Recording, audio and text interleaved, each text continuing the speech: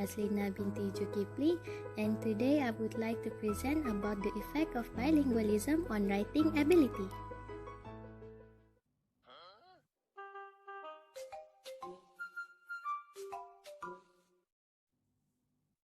This report is written for the group assessment of the second language acquisition course.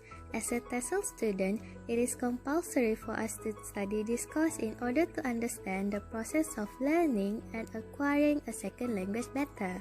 Therefore, this group assessment was given to us as a prerequisite of the completion to this course. The article we have chosen is titled The Effects of Bilingualism on Writing Ability by Victoria Hinnesley, and it is written for Young Scholars in Writing, Volume 16. In this assessment, we will critically discuss and evaluate the article in terms of the theory used by the author, the findings of the study, and the implication of the study, as well as the possible relevance of the study to our personal experience and usage for future teaching contexts. Hi, I'm Rinda Dwi Octavia. Today, I would like to present about the effect of bilingualism on writing ability. Okay, now I'm going to talk about the part of the salient theory.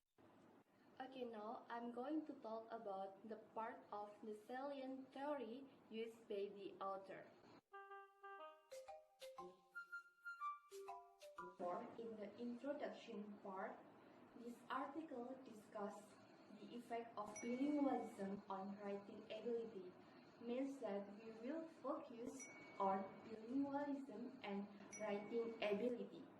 Actually, the goal of this study is to determine whether someone who is bilingual has more advanced in writing skill than someone who is monolingual with the same level of education. Well, according to this article, bilingualism is the ability of an individual to speak two languages. In this article, the author used the theory of bilingualism in two models, additive and subtractive bilingualism. The author explained the two models of bilingualism based on the previous study from Barrow and Markman-Peters in their research article titled Supporting Young English Learners in the United States. They stated that the additive and subtractive bilingualism are classified depending on the role that the native language plays in instruction. Additive models add English instruction to native language instruction, while subtractive models focus on transitioning English learners to English immersion programs as rapidly as possible and those subtracting native language instruction. After discussing the theory that used by the author in this research article, our group criticized that it would be better if the author explained the theory of the two bilingualism models by the expert who was proposed the theory. We just found that the theory of two models of bilingualism, additive and subtractive bilingualism, is proposed by the Wallace Lambert, the Canadian researcher. Wallace Lambert is a Canadian researcher who was proposed this theory. The classic models of viewing bilingualism in schools during the 20th century. These models include subtractive and additive bilingualism. Bilingualism is a bilingual situation when students learn a second language without displacement their first language. Both language, first language and second language are well developed. It is a strong bilingualism.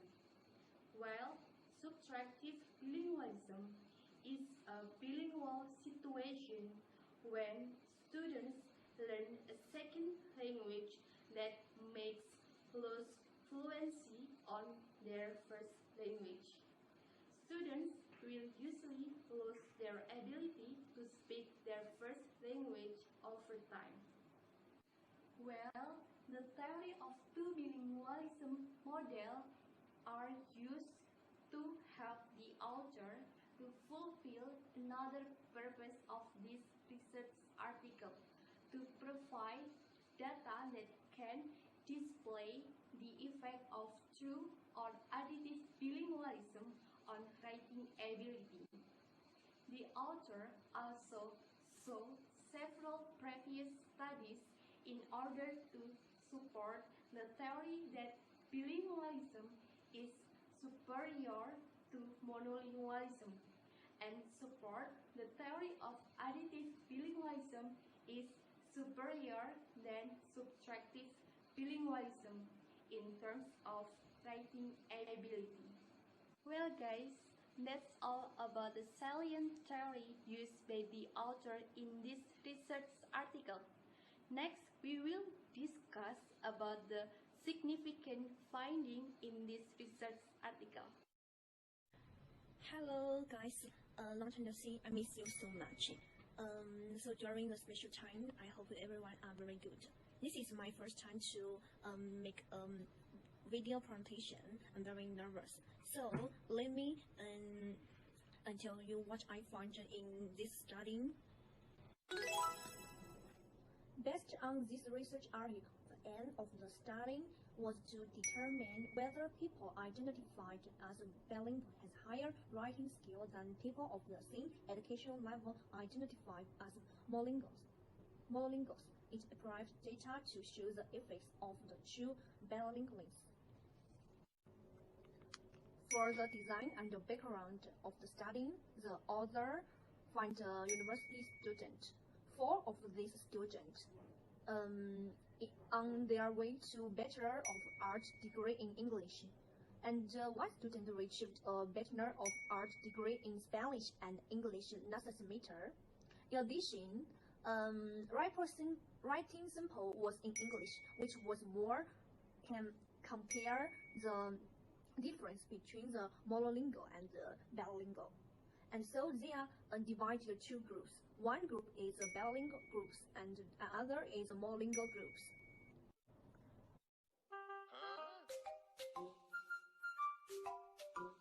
According to the table 4 and table 5, monolingual groups get the 9.25 and the bilingual groups get 9 point. And so we can know monolingual group scores 0 to 5 than higher than bilingual groups in writing. If we just get from the only table 4 and table 5, we can know the monolingual is in writing is better than bilinguals. But the other thing, the average scores is more important. It can explain to more things. So let us know the table 1 shows the bilingual students scored higher than monolingual students in 2 of the 4. While average scores were the same in the other one, that's meaning the content is the same point. So the other thing, the totally GPA mislead students actually per month.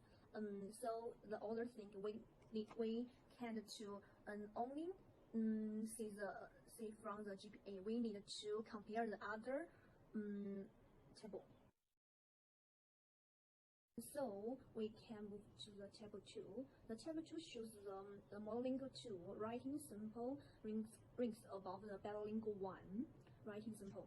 The bilingual 1 scores are 10 points, and the monolingual 2 scores 9.5, second highest in the seat. The author believes that the reason for listing monolingual 2 as the best writing sample is that the author has the best organization and the best critical analysis evidence. So let me move to the table 3. Table 3 is list the features. Best sketcher. Best sketcher is a monolingual 1. The best grammar is bilingual 2. The best content is monolingual 2 and bilingual 1.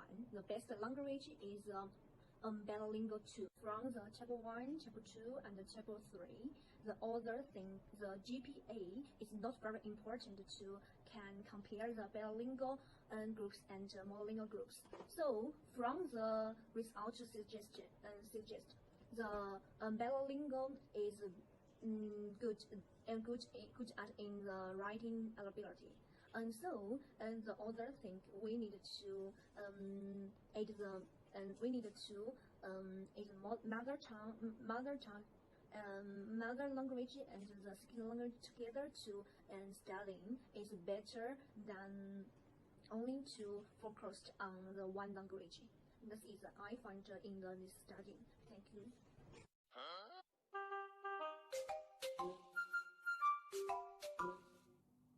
The result of this research, taken from the academic writing data of the senior level university student, made it possible for us to identify the effect of bilingualism on writing abilities.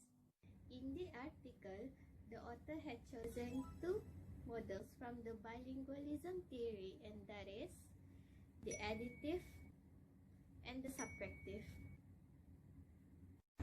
Subsequently, following the two models introduced by Wallace Lambert, we found that the additive bilingualism method has a huge advantage compared to the subtractive bilingualism, but it was later concluded by the author as something that would be hard to comprehend, proving that there are still flaws in the research.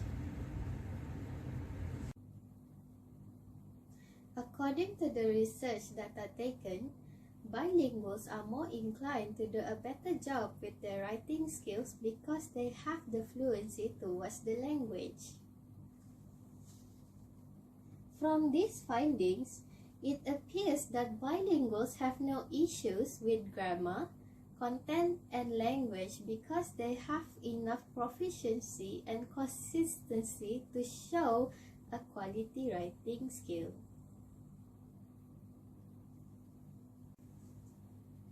At the same time, it was apparent that monolinguals showed a more structured and organized writing abilities than the bilinguals.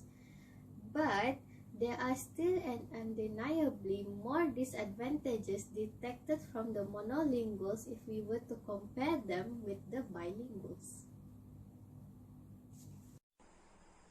Good day, everybody. My name is Glinda Eva Mainor, and I will continue presenting the part of the implications and the relevance of the study.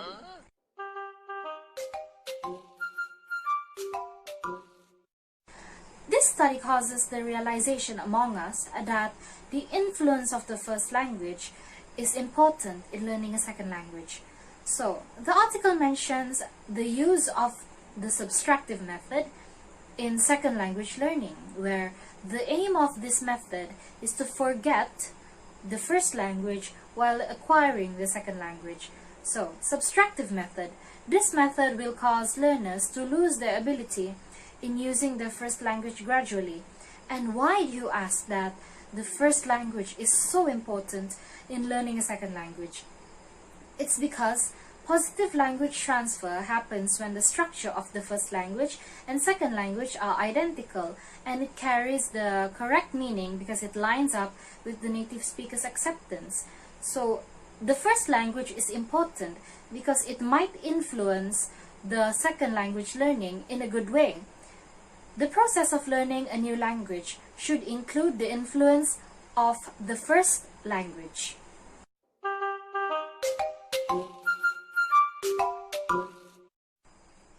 As a conclusion, this article is a useful research on the comparison of the writing skills owned by a bilingual and the writing skills owned by a monolingual. So, the data in this article demonstrates that bilinguals have more refined writing skills in terms of grammar, content, and language.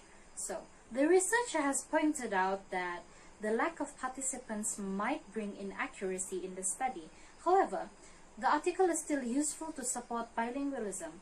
Why? Because this article already demonstrates that bilinguals have more superior skills than monolinguals in terms of writing skills. So, further research is needed to reach more accurate results. Thank you.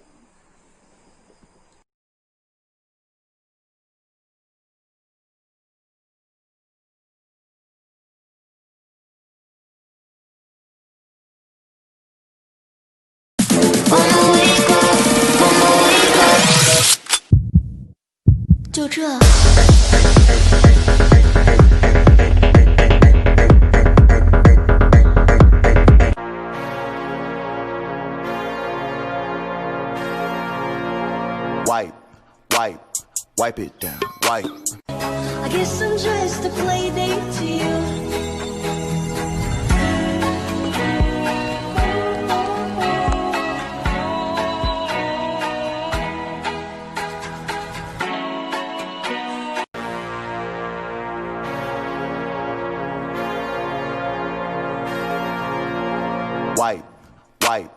Wipe it down, wipe it down, wipe